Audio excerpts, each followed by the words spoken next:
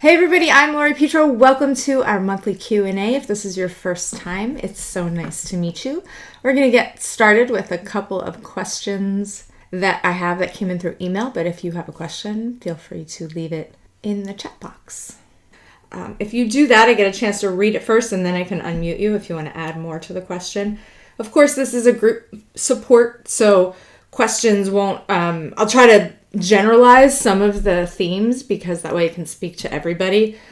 But I think we all know that typically if one of us is going through a challenge, someone's either been there or they're going to get there and go through something similar. So hopefully all of this will resonate with some of you and you'll get some good advice. But I would, again, love to connect with you live. So put in your questions and then I'll be able to mute and unmute you. So if everybody can keep yourselves muted just as we begin, that way the audio for the recording will be clear. Do know that this is recorded. Everyone should have popped up a consent form when you popped into the webinar today, but just in case it didn't, know that these are recorded. So please be careful when you are, just be mindful when you're sharing personal information. And if you are just joining us again, my name is Lori Petro. Welcome. I'm the founder of Teach Through Love. And if you have just joined my community through the Conscious Parenting Academy, then welcome if this is your first time to our class. We run these twice a month. Right now they're on the first and the third Wednesday of each month, but usually we switch those up every 6 months or so to accommodate different schedules and different people around the world. So I'm going to get started. Let me look in the chat box and check and see. Okay, so that's where you guys can put your questions if you have, but I'm going to get started right to our some of our emailed questions, and actually a couple of things that I wanted to talk about before we even get started. I'm looking for my notes because I work better with notes. They're missing. What did I do with them? All right, I'm gonna have to wing it because my notes are missing. One of the most important things, I know what I'll do. I'll share my screen because I posted this on Facebook and some of you may have seen this graphic. This is really going to speak to what we're going to talk about today. I mentioned in the invitation that we're going to, how do we help kids find their inner motivation? How do we help children find be resilient? And also how can we stay present so we can respond in those moments? But before we can do any of that, before we can really improve our tolerance, understand our children, we have to start shifting the way that we see things and the way that we view our kids and the way that we talk about what's happening. So that instead of saying they don't listen, they refuse, they're disrespectful, we can go, okay, what is the skill that I really want to build? Is my child regulated? Do they need me to connect with them before they're even able to master that skill or work on building that skill? But we're typically coming from a background where traditional discipline has been very top down. It's been, we've shifted from authoritarian words to authoritative, and it's not punishment, it's consequences. But still what we're doing is the same thing. We're using reason, logic, demands, and consequences, and we give kids warnings to achieve some kind of a behavioral goal. But are we really building the skills? So everything that we do here is not about how do I get my kid to do this? It's what's missing. How do I help support them so that they are regulated enough to be able to learn? Because kids can't learn if they're dysregulated. And then what skills am I actually looking to build? So the support, stress, and skills model is about building up to the skills that we want our kids to have so that they can meet our expectations. And that's what leads to long-term behavioral change, you guys. It's not about do this because I said it and you know the rule and you should follow. If it were that easy, it would be that easy and we wouldn't even have these support groups. We wouldn't have these kinds of challenges. Development is not a straight line, right? It's not here it is, you learn it and do it. It's really about, okay, you made a mistake. People make mistakes.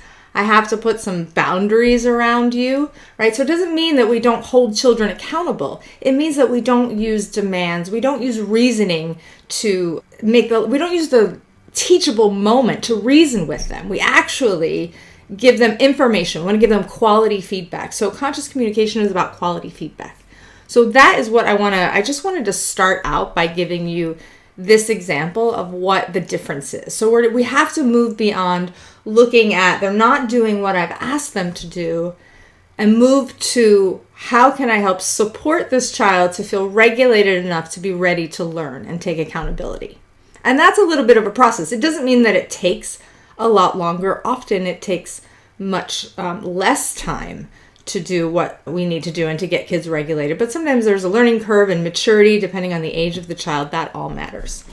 So I wanted to give you guys just a little bit of that foundation, because until we restore the relationship and repair maybe some of the more punitive or harsh actions that our children have experienced, whether it was in our home, whether it was at school and they've had some experiences with other caregivers or teachers or authority figures who have made them afraid.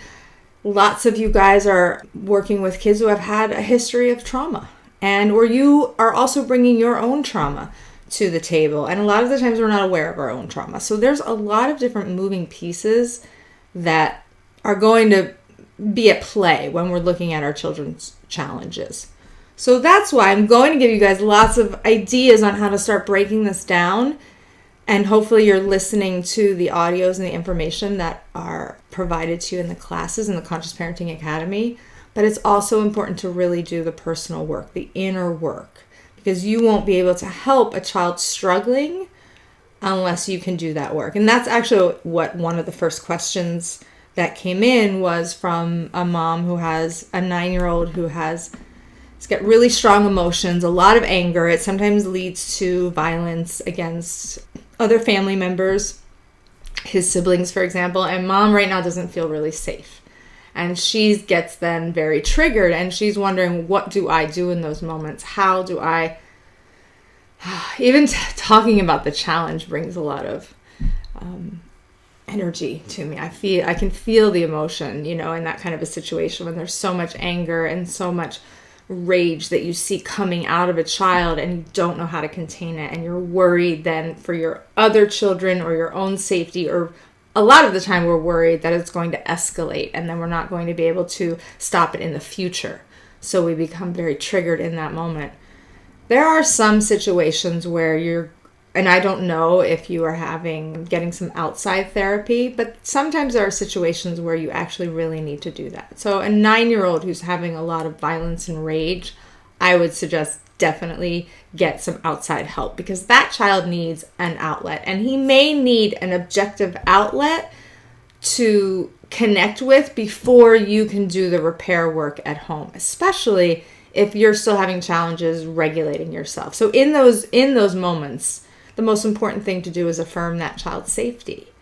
But you have to make sure that you're feeling safe. So if you have to walk away, if he's getting violent, obviously the thing not to do is yell and scream. We want to try to de-escalate the situation by affirming that child's safety and letting them know that you hear them. If we go in, and obviously I don't want to give too much specific advice here, because this is very general advice. So if you need more specific help, please make sure that you take good care and seek, professional help. But if you're having a situation where he's starting to get really angry, what we all need to do is really take a breath, right? We have to keep breathing and not talk about the issue at hand. So when we're talking about strong emotions, anger, that is a signal that that child feels really, really helpless inside, and they're experiencing a lot of deep pain. So we need to find an outlet for that before that child can start to work on their skills that will help them better regulate in that situation. So as long as everybody's safe, what can mom do in that situation? Because if everybody's safe and that child is angry, what do we do so that we don't escalate that situation, so that it gets the child, there's more tension. We can create a lot of tension when we start demanding that children calm down or change or stop that. We go over and we contain a situation safely. And again, you may need outside help to do that, but walking away, right? If everybody's safe, you have to then take care of yourself. You have to go and experience the feelings that are coming up. So it's not about, don't get angry and pushing it down. It's breathing through those feelings and then affirming your own safety, because a lot of that triggered stuff that's coming up, it may be very relevant to what's going on, but it also may have a history that's rooted deep, deep in your past somewhere. College, childhood, it could be many different things. but that feeling is coming up. It's being triggered in you, some memory of that feeling and a fear perhaps of the future and of the immediate situation, all combining to cloud your perspective. So we don't see then a 9-year-old and maybe we're 30 or 40 and we have lots of experience and this is a small child. And I know that sometimes kids get bigger than us and that can feel very physically threatening. But generally, we're the more mature ones, and we have to remember to see that this is a child in a lot of pain who's struggling. And so the idea is not to contain them with harshness and talk about how inappropriate their anger is, but to really envelop them in a feeling of safety, because that's what's missing. That's what's creating that rage is, I have all of this emotion and I don't know what to do with it. Or you're not hearing me. I feel things are unfair. I'm not saying that that child's actions are then appropriate, but we have to get to the root cause, and we can't get to the root cause if we don't honor where they started. Okay, and then once the problem solving comes, if we want to work with that child outside of those moments of rage, we go in and we say, you're having lots of trouble staying regulated in those moments when you feel things are unfair. What happens in your body? Right? Then we go and we work on strategies and skills with that child. But in those moments, it's about regulation. So what are the sensory tools that you guys have in your house? That's what I would ask you to go investigate. How do I get calm? What helps me feel calm? Do I have stress balls? Do I have oils? Am I able to go outside and walk in nature and take some few breaths of fresh air? That kind of thing. What do you do to get regulated? That's going to be the most important thing for you to do to feel safe, connected, and then able to respond in those moments. And that was her main question, was how do I stay regulated in those moments? What do I do so that I don't get triggered? And that's a process. It's not going to happen at once. And I don't want you guys to push down this anger. I want you to really feel these feelings. And you may have to go through and investigate, journal about this stuff. If you're going through the classes, I'm sure that I included the trigger activity. So you go through and you check, when am I getting triggered? What moments is this happening? And then you can figure out, oh, you know what? It's really my need for order, for a clean house that's getting me so upset. So when the kids run through with this other challenge and I see the mess that they're creating, I'm focused on that. That's just one example. It could be a million different things. But if we start tracking our triggers, we may find patterns, or we will find patterns, and you'll find needs that are not met in you that you're then putting on your children to change. I'm going outside a little bit of this example, but hopefully that gives you guys a little bit of explanation of what I mean. So we have a parent that wrote in asking, let's see, if my 8-year-old child, it sounds like they had a really a difficult past with this child, that maybe the parenting was very harsh or abusive, and now has changed her behavior or his behavior. I'm not sure if I'm talking to a mom or a dad. To be loving and caring, will our relationship change to become good and go back to normal? Okay, so we have a parent that's saying we're coming out of a long history of dominant, maybe top-down parenting where it was more authoritarian or authoritative than it was compassionate and conscious. And if my child is 8, it sounds like you're asking, is it too late? No, absolutely not. It's never too late, no matter how old your child is. Here's the thing. Kids attach to us regardless of whether we are critical, even if we are judgmental, even if we have used corporal punishment in the past. Children attach to their caregivers because it's their biological need to do so. Now, that attachment can be healthy and that attachment can be unhealthy. So obviously, if we're using strategies that are detrimental, or if we're moving out of that, then maybe our attachment isn't so healthy, but our kids are still there. They still need us. They still desire to connect with us. They want to feel heard. They want to feel loved. They want to know that we're loved, or that they are loved. So absolutely, it's not too late. It's absolutely not too late to repair your relationship and to restore that. Because here's the thing, your relationship is also what informs their behavior. Do I feel capable? A lot of the times our messages that we send to our kids through our discipline tells children, we say things like, why aren't you listening? How many times do I have to tell you? Why can't you get this right? We've already been through this. We're not discussing this. I don't want to hear it. And we don't realize, think about it. Imagine just listening to those kinds of messages even if it's just a couple of times a day and it's interspersed with really good connection, that overriding message is sometimes you're not capable or you're not doing it right. Now, conscious, not perfect, you guys. I always say conscious, not perfect. This is not, oh my God, if I've done this, I'm a horrible parent. No, we've all done it. I've done it. I've been a really crappy parent at times, and I've had to repair, and I've had to learn. I've had to talk to my kid about what I did wrong and what I wanted to do and what I was trying to express and how I was going to do it different. All of that repair is really important. So that's what we have to do. So we have an 8-year-old. It's great that you've discovered now that you can be more conscious, because 8 is, they're still so little. They seem so mature, but really their emotional development is still so young. Now, here's what we want to know and remember about our kids if we are moving out of a more punitive parenting relationship.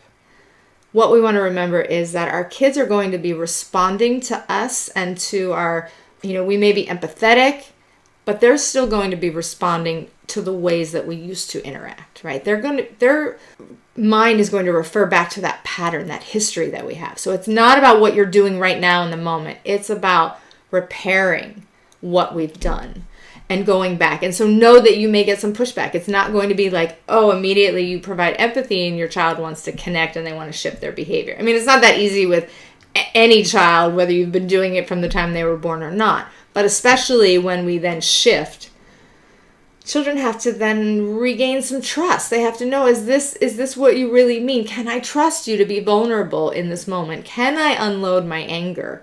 There's going to be a lot of tears and anger and pain that are going to come up. And they're going to come out when we try to set limits. And what they are a backlog. So if we can clear that backlog, then yes, we're going to be able to restore and have a healthy relationship. It is never too late. I don't care if your kids are teenagers. My mother passed away recently last year, and I remember her apologizing to me when I was like 45 at the time, and I still needed it, and it's still repaired. So it is never too late to make up for what we do in the past, but it is important to go back and say, you know what? I've been treating you in a way that I realize is hurtful. Because here's the thing, our kids think that when we criticize their behavior or when we demand or shame or judge, they think that we don't like them. Not that we're trying to teach them or that we want to help them with their behavior. They actually just think, you don't love me.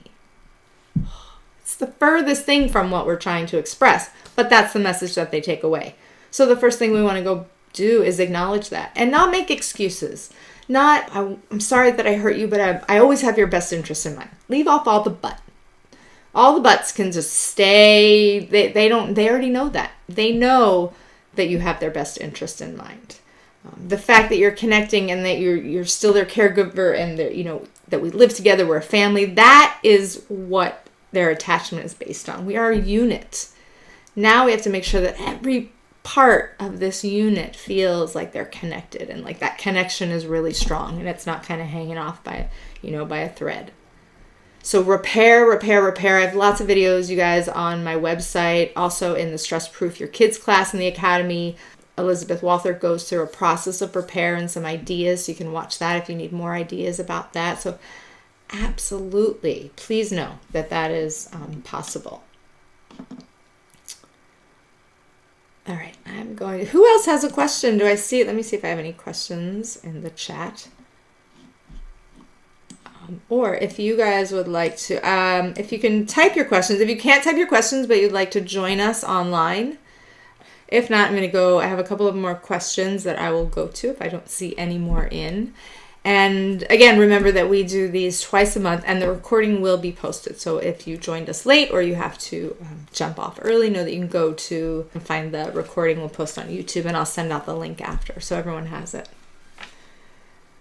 Okay, someone actually wrote in, this is just a quick question asking about sleep training, and they said they probably could guess my position on that, but they wanted to just ask anyway because they have a 2.5-year-old that is having some challenges with the sleep. So I don't advocate for leaving our children to cry to sleep, but I definitely understand that we need to put boundaries around sleep. Now, I think that 2.5 is probably a little bit young because children they need our connection much I mean, not that any child doesn't need it, but 2.5 is really, really young.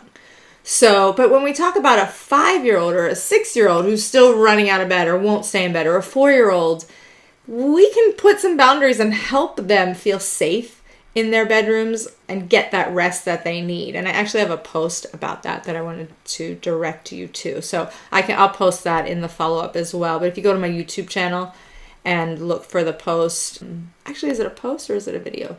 I'll look for it and I'll post you guys. I don't want to just repeat it because I've written it all out, but it gives some ideas about how you can create those boundaries around sleep and creating agreements where you go back in and check on kids in 10 minutes so that they get that independence, like they get to practice, but then you're still connected. They know that they can still rely on you so that you can start to build their independence. But the one thing I want to say, and I know I've said this probably on a few other calls, was that the more, and especially the last one, and this is in the Stress Proof Your Kids class, that the more dependent we allow our children to be, the more independent they will become. So I know that there is sometimes this rush to help our kids feel independent and display independent behaviors and do all of these things. And we might expect it at 2, 3, 4, 5, 6.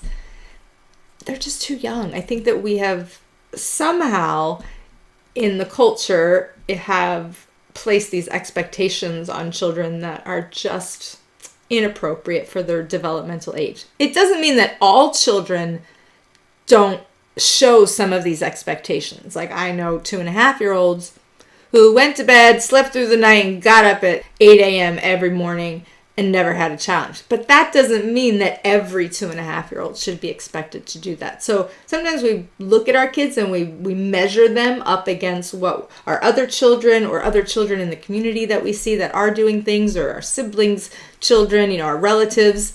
And then we go, why is it my child? Well, I need to push them because they should be showing this particular behavior too.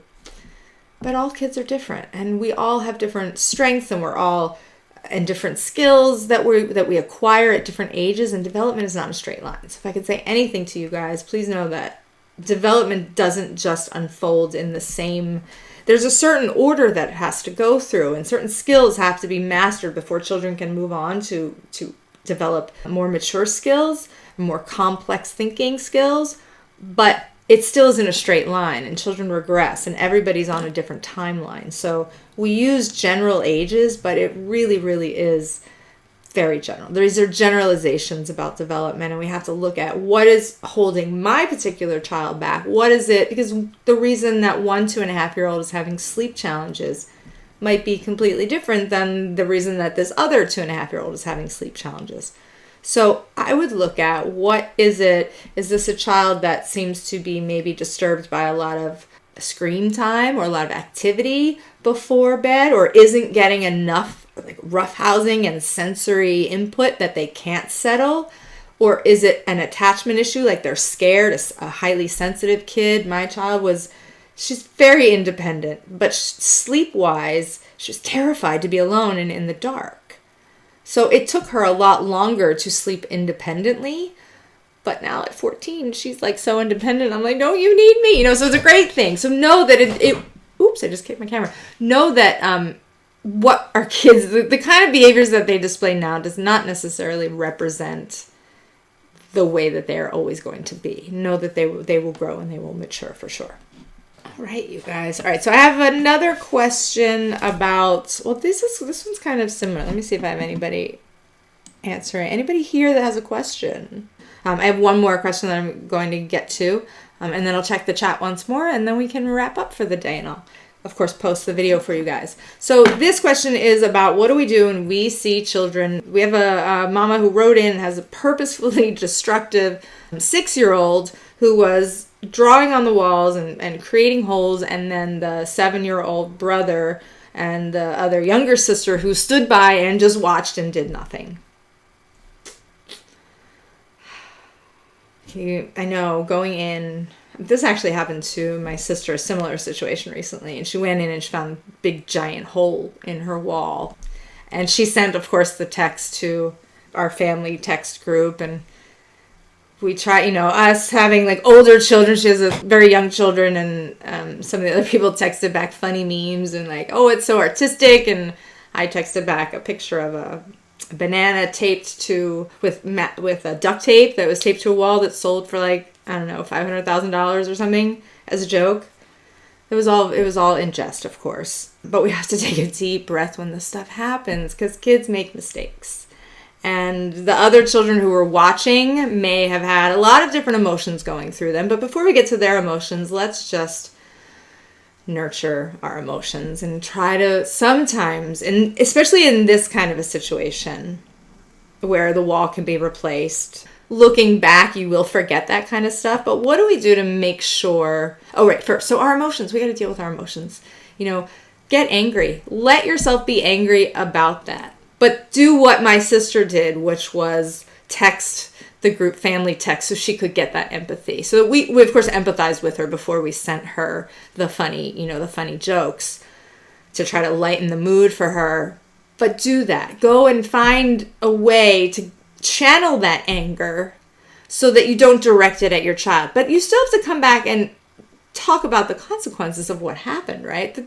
Maybe the child's going to help you fix it if they're not old enough. And we can talk about what led them to do that behavior. But we want to take care of ourselves in that moment before we go back. So I know that this mama was worried she was just furious that everybody watched this happen and nobody came and said anything and got her and said, look what he's doing to the wall, Mom. They all just kind of watched. I'm sure it happened very fast though. So think about what was happening in that moment. I mean, if I was watching somebody destroy somebody else's property, as an adult, I might scream out stop, or I might also be it happened so fast that I might just be dumbfounded, shocked. So children are young and their response time is not always, very good. So they may be very reactive, but they may not be very good at processing something that seems so, big and oh my gosh, what are you doing? Processing that to be able to think, to stop the dysregulation that may be happening from whether it's excitement, nervousness, fear, oh my gosh, who's going to see you? Mom or dad's going to come see that. So all of that is bubbling inside. A young child isn't necessarily going to be able to calm all of that inside of them to be able to then make the cognitive choice and decision to then go and seek help in that moment. It's just, it would happen too fast. I mean, it might happen too fast for an adult. So that may be likely why they just stood and watched. And it wasn't because they were complicit that they thought that. I mean, they might have been watching thinking, oh my gosh, and laughing. Sometimes we laugh when we're really nervous. A lot of people go, my child laughs when I get angry. That's a stress response, right? Laughing when it's inappropriate is a child who feels nervous and doesn't exactly know how to handle themselves. So we got to go back and we got to say this wasn't okay. But also figure out, I mean, if this was a 6-year-old, I think, so they're a little bit older. A 4-year-old's not going to be able to predict the consequences that maybe a 6-year-old's going to see. But still, to restrain ourselves in the moment is hard. So acknowledge that. You were out there and you were working with a hammer, and then you got to the wall, and tell me about that. What happened? Did you get so excited? Did you think it would be fun? Or maybe you just wanted to see what would happen?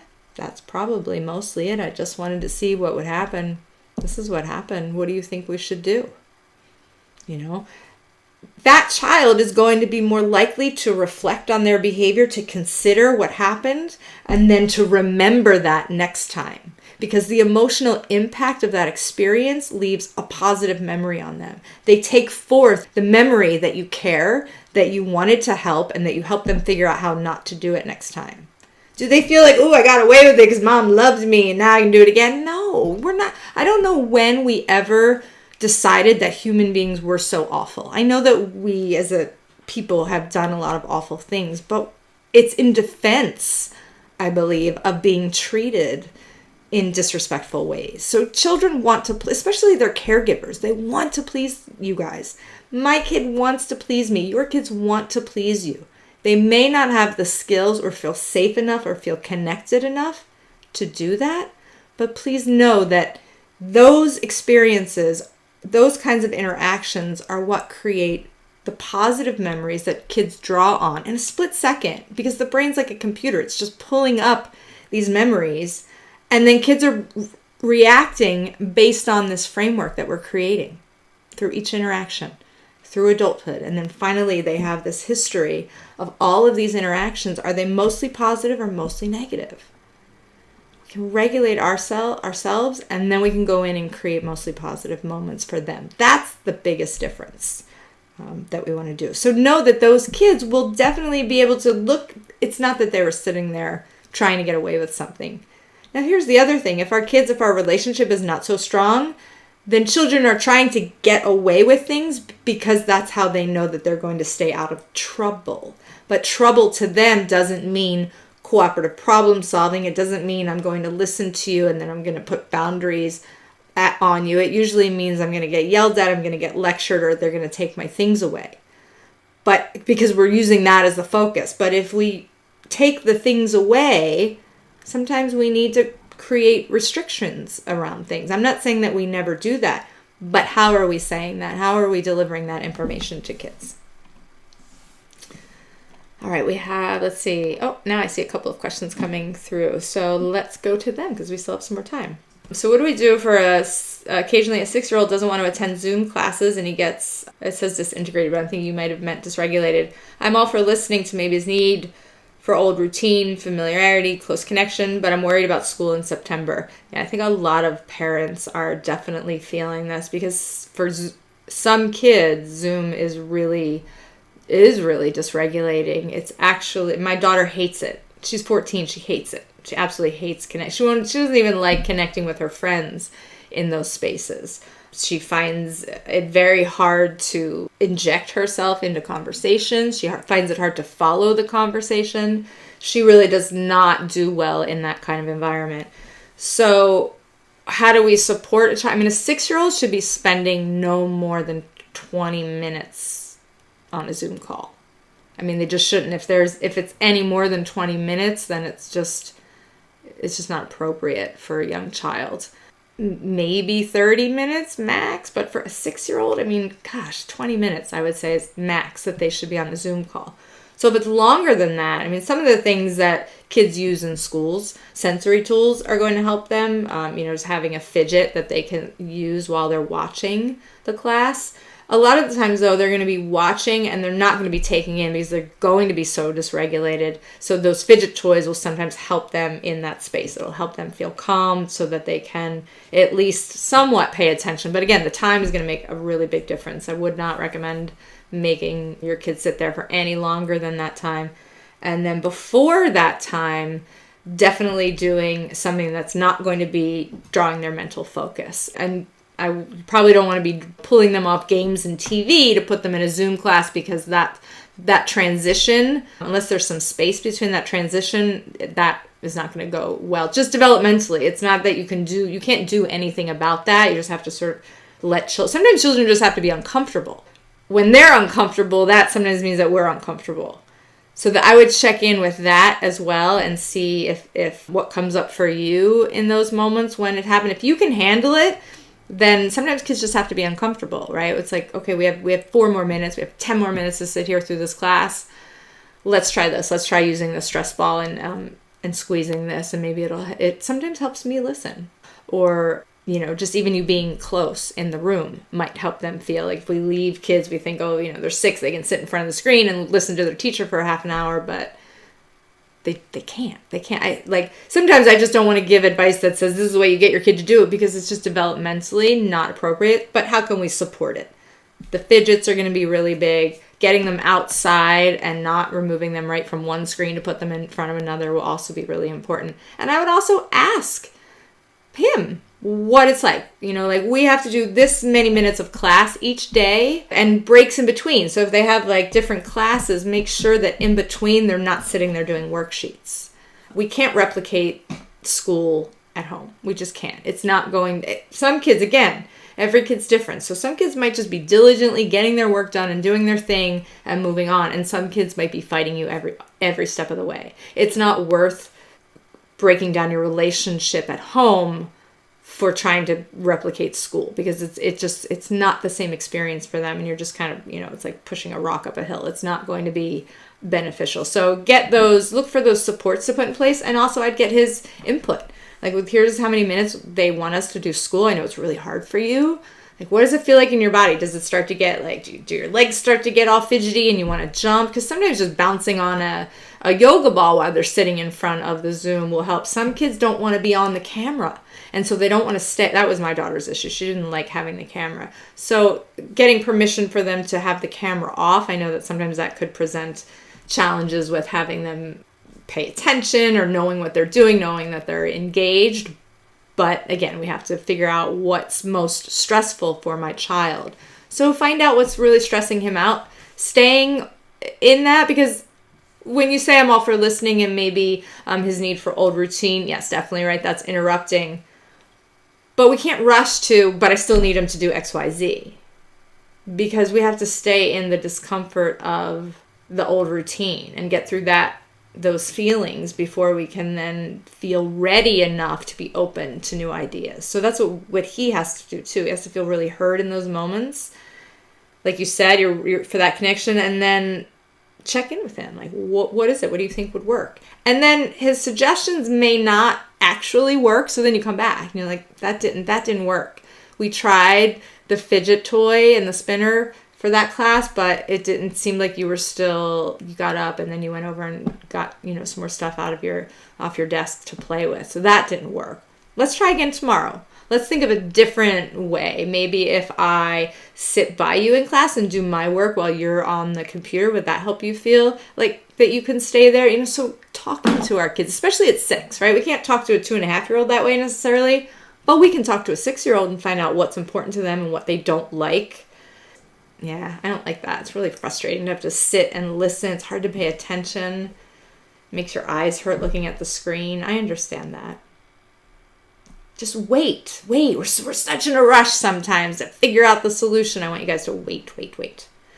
All right, looks like I'm going to take one more. So, Chris, I hope that gave you a little bit of support. Write in, let me know. Check back with us in a couple of weeks when we have another class, or post in the forum, either the public Chaos to Cooperation forum or our other family forum, whichever one you might be in. Let us know how it's going, or if and other people might have ideas too. So please feel free to do that.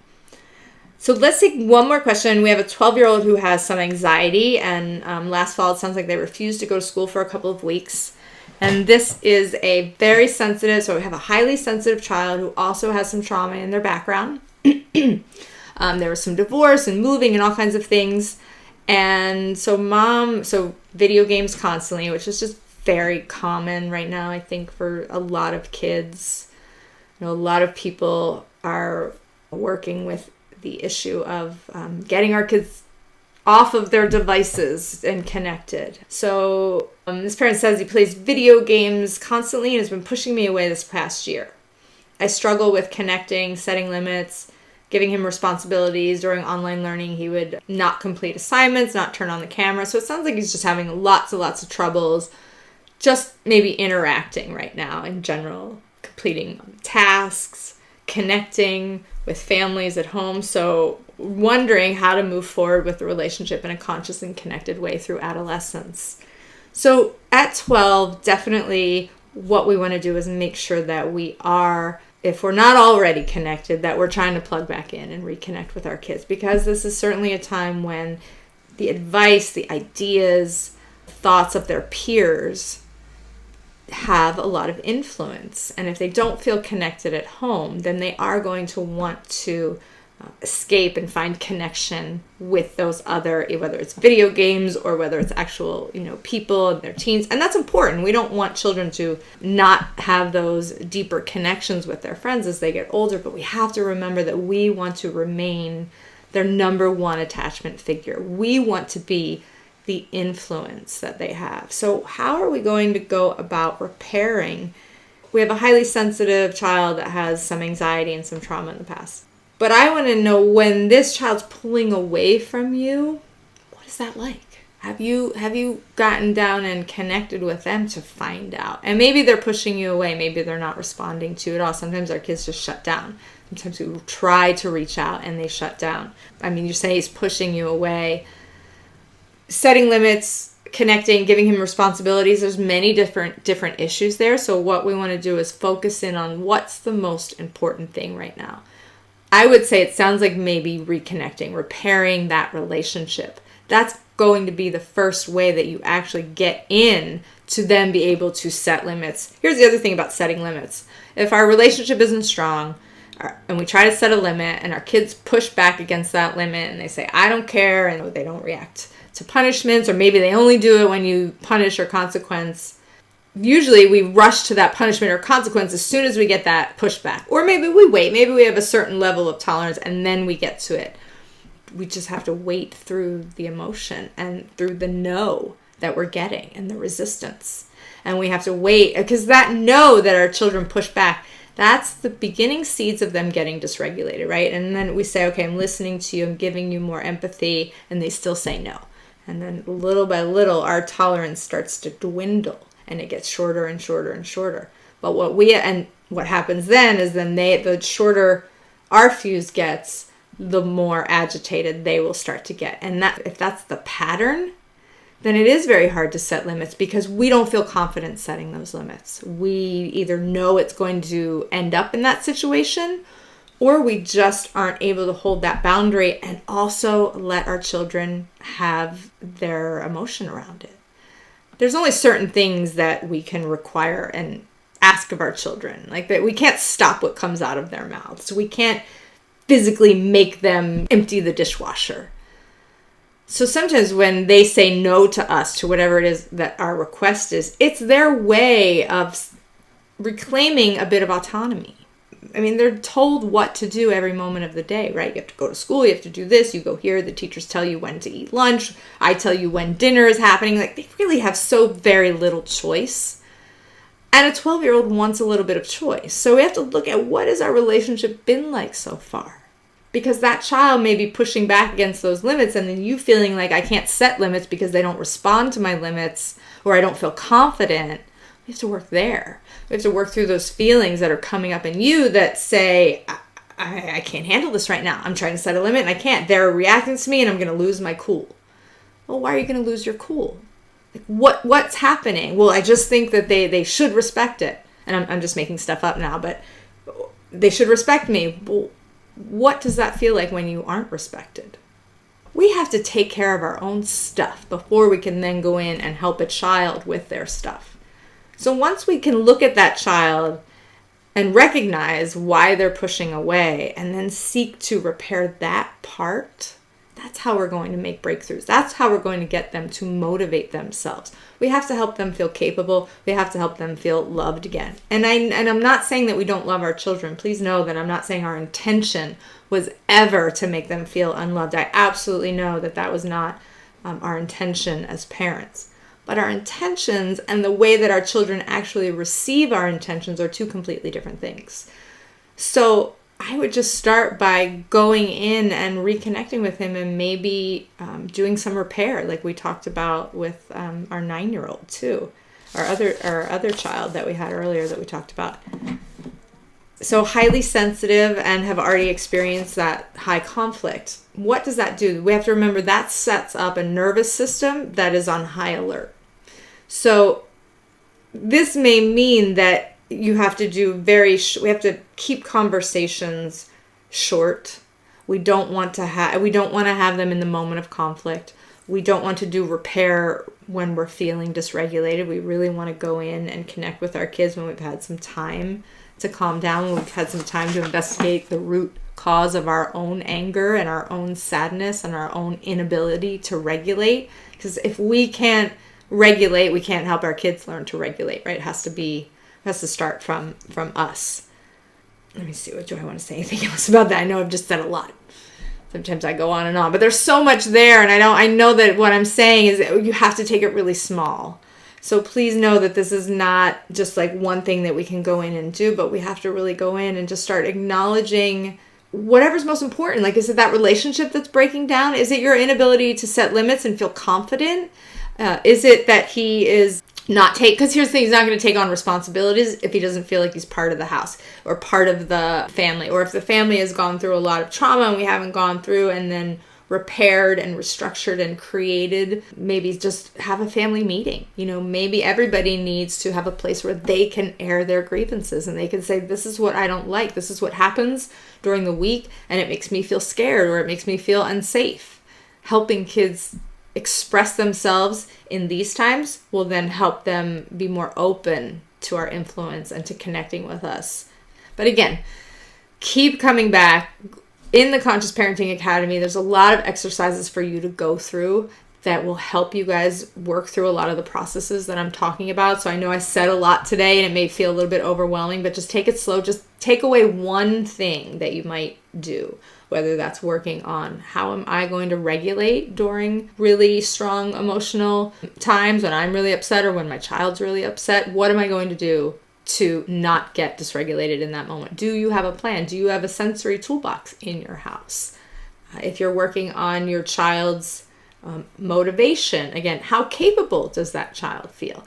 I know that sometimes you wait to do your assignments until that night before, and I'm wondering if it feels hard to maybe organize it in your brain. Does it feel overwhelming? Or, check in with our kids instead of saying, here you go again, you have one more night and you had all week to do this and why didn't you start? And we lecture them and we reason and we go, you had the opportunity. Look, your teachers wrote it all out for you. But we never consider what might have been actually interrupting that child's ability to then meet that expectation. So dig deep, you guys. I think we might have one more message, but we have to jump off because I have another. Oh, it was just a thank you. Thank you so much, everybody. Thank you for being here this week. I will see you all again. Actually, the first week of July might be like a holiday week because it's... Okay, July 1st. I'll see you all back here on July 1st for another Q&A. Please feel free to send in your questions ahead of time and I will answer them also on the call. I didn't see... Oh, Chris raised your hand. Chris, do you mind, follow up with me after class? Shoot me an email because we have to get off now. I didn't see your hand raised earlier, but we can follow up again after that. All right, everybody. Thank you so much for being here. Have a wonderful rest of your week. I know there's a lot going on in the world. And I just hope that you are all staying safe and hugging your family members a little bit closer right now. All right, take care. See you soon.